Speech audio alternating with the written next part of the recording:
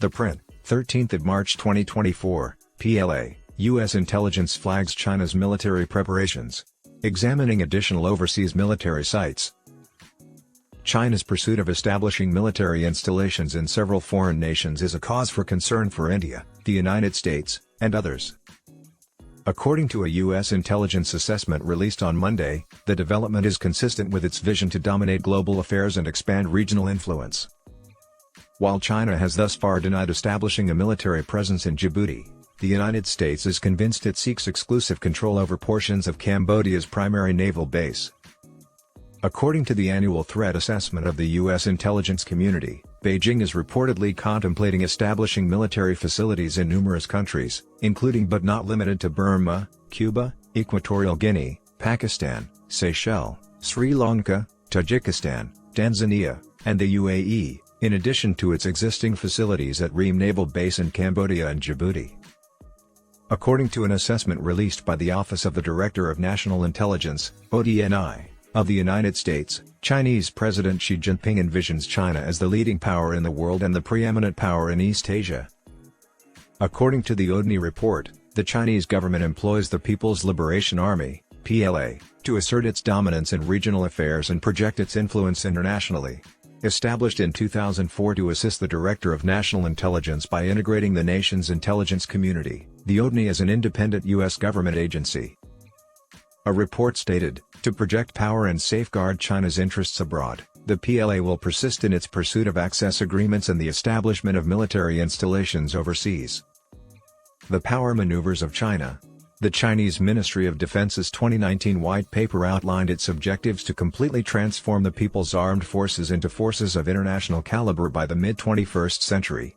By this strategy, the white paper emphasized the significance of equipping its naval forces for participation in overseas endeavors. The PLA Navy, PLAN, has deployed the Aircraft Carrier Task Group for its inaugural Far Seas combat exercise in the West Pacific, expanding training to the Far Seas. The paper states that to rectify shortcomings in overseas operations and support, the nation constructs FAR-SEA forces, develops logistical facilities overseas, and improves its capabilities to execute various military tasks. In the past decade, China has also initiated the operation of military installations overseas.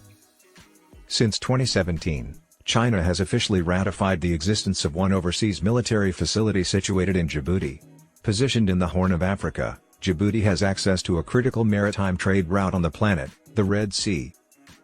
In recent years, numerous foreign military installations have been established in Djibouti, including those of the United States, France, Italy, Japan, and the Chinese.